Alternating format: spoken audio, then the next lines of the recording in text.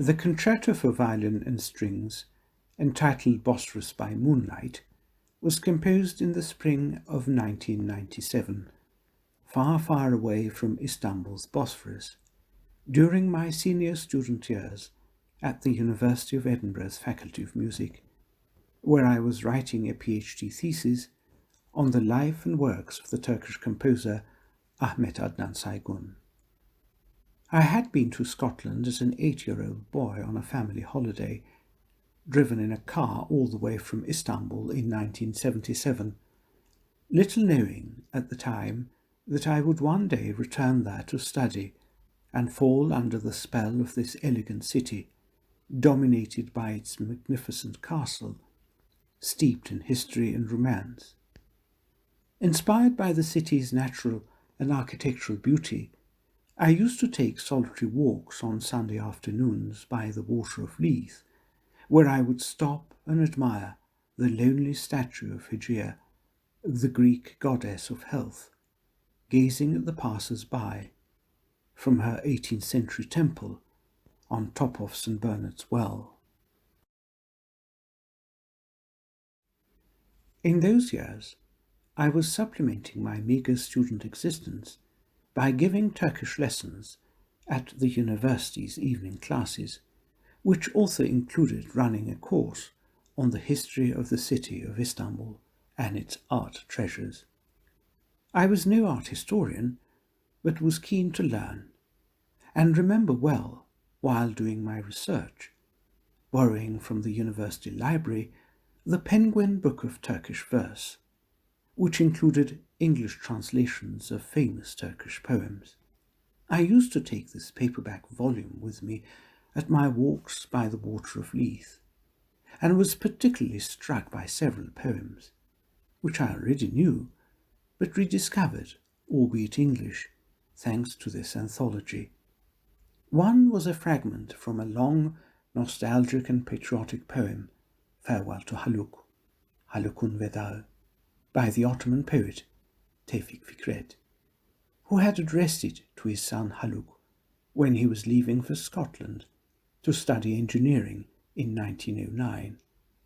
The other poem in the anthology, entitled Night, Gece, was by Yahya Kemal Beyatlı, who, in a totally different style and idiom, celebrated the beauties of the Bosphorus and the city of Istanbul in his lyrical verse. There is no question that I was deeply struck by Tevfik Fikret's poem and identified with his emotions, as I too had left my native country to study in Scotland, albeit just under a century later, in the footsteps of his son. We parted, you to your train, I to my ship, you to rush headlong towards the Scottish lands, regions of mists, rain, snow and ice, but still their bypaths built with arduous toil and love of freedom, and I to the crumbling shores of the Bosphorus, winding their languid, aimless, isolated way, to look at as dewy fresh as paradise, but soiled with the stains of idleness and exhaustion. Thus opens Fikret's poem Farewell to Haluk, translated by Nermin Menemencioğlu, whose son Osman Streeter I was so unexpectedly to meet years later at Sawston Hall in Cambridge, and subsequently at the Savile Club in London. In Edinburgh, I set this poem to music for baritone and orchestra, and it was premiered at the university's Reed Concert Hall under my baton, sung by Nigel Brooks, a fellow music student. After the concert, a headline in a Turkish newspaper called me Fikret'in Vefakar Oğlu, Fikret's faithful son, not in the least knowing that my father was the namesake of the poet. It was an unforgettable moment for me and my father, more than a little surprise, when we feel a momentary connection with the souls of those whom we seek through the magical medium of musical creativity. Kandilli floated upon sleep. We trailed the moonlight on the deep. we took a shining silver track, and spoke no word of turning back. Phantom trees on the dreaming crest, pensive slopes where the waters rest.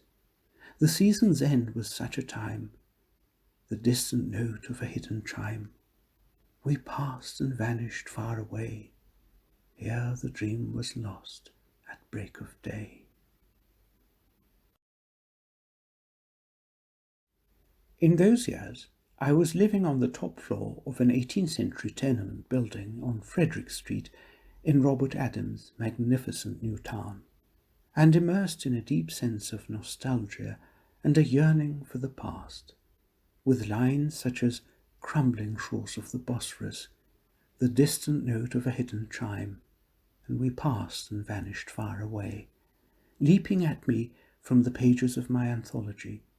It wasn't long before my imagination was captivated in this poetic sensuality, with the silhouette of the city of Edinburgh and its castle, its Gothic Walter Scott monument, always in the backdrop, as I walked from Frederick Street to the Faculty of Music, some days via Princess Street Gardens and others via Playfair Steps and Milne Court. Later, all this discovery would lead me to Marcel Proust, the greatest literary master of lost and recovered time, and to his Turkish admirer Abdülhak Şinasi Hisar, and his wonderful book entitled Bosphorus by Moonlight, complimenting his friend Yahya Kemal's poem.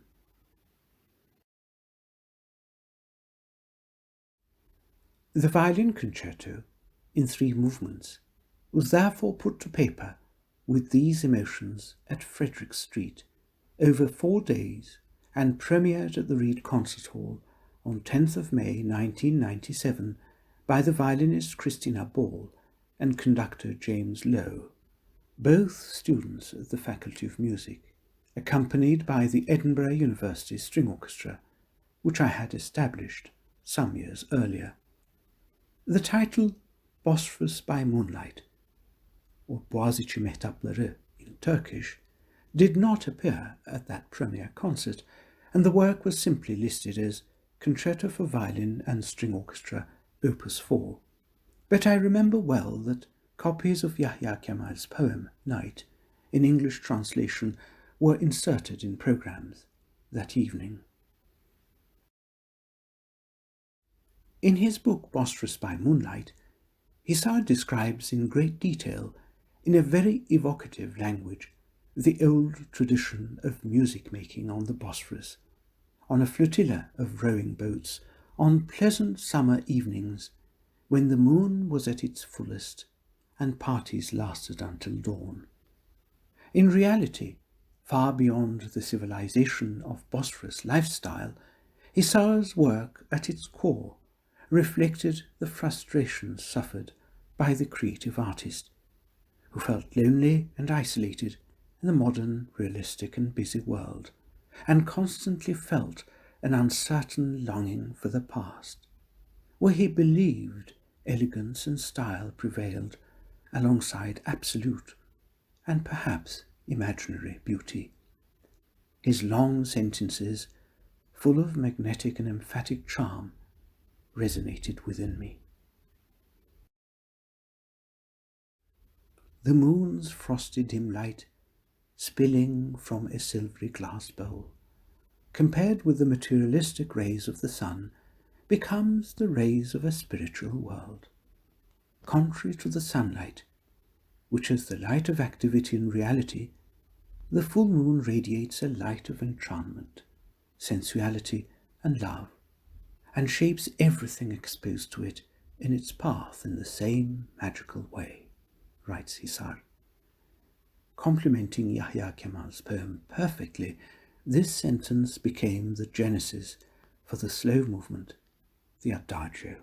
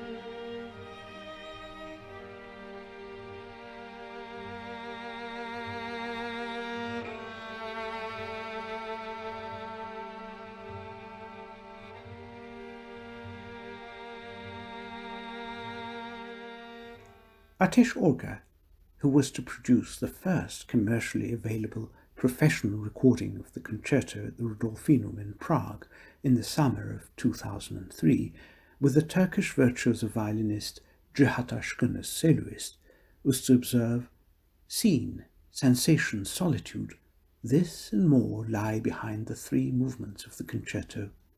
Sibelius, long and Nordic influence, haunts the repetitive pedal notes, melodic figures and tremolos, the sonorous weight of the preludial first movement, with its sad shepherd fiddle cadenza and softly pulsating C major close, C, B, and F sharp viola octaves picking out the horizon like watchful silhouettes at dusk." It was Cihat Aşkın who also gave the London premiere of the concerto in November 1999 at Sir Christopher Wren's magnificent St James's Church on Piccadilly, where Leopold Stokowski was once the organist and where the poet William Blake was baptized in 1757. He also performed it outside the grand steps of the old Imperial Ottoman Museum within the Topkapi Palace grounds at the 31st Istanbul International Music Festival. Another Turkish violinist who took an interest in the concerto was Selim Giray, who premiered it to piano accompaniment at one of his concerts at the Viol Recital Hall at Carnegie Hall in New York, whilst his sister, Ayşegül Giray, was to write a thesis on the work at the Florida State University. Let me gradually bring to a close my introduction to the concerto with another quotation from Hisar, this time from his book on the old mansions of Istanbul, which reminds me of my grandfather's old wooden yalı, which still stands on the banks of the Bosphorus in Sarıyer, now albeit a crumbling relic from the past. You too try to remember the places of your childhood, where you have had many happy memories and experienced your earliest affections full of dreams. You will feel a different kind of sensation within yourself, when suddenly you will see the past approaching in a style of music which you thought had long ceased to exist, and realize that many spirits within you, which you believed had long perished, are still well alive.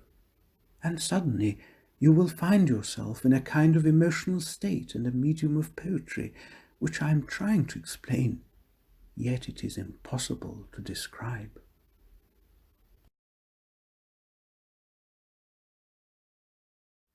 Many years after I left Scotland for Cambridge, and subsequently Folkestone in Kent, in June 2012 I was invited to Edinburgh to conduct the University String Orchestra at their 20th anniversary concert in the Reed Hall, and on that occasion the first movement of Bosphorus by Moonlight was included in the programme. After all, it was there in the Reed Hall that the concerto was premiered. As I was travelling on the train on my way to Edinburgh, I happened to be reading Virginia Woolf's To the Lighthouse, and now remember distinctly underlining a passage from the book. What is the meaning of life? That was all, a simple question, one that tended to close in on one with years. The great revolution had never come. The great revelation perhaps never did come. Instead, there were little daily miracles, illuminations, matches struck unexpectedly in the dark. Here was one. At the end of the concert that night, as I was walking alone down the Mound towards the Royal Overseas League on Princes Street, I suddenly saw this great big full moon setting above the castle. No doubt it was one of those little daily miracles, as Woolf so eloquently reminded us. Hisar was so right, I thought to myself at that very moment. The full moon, indeed, radiates a light of enchantment, sensuality and love, and shapes everything exposed to it in its path in the same magical way.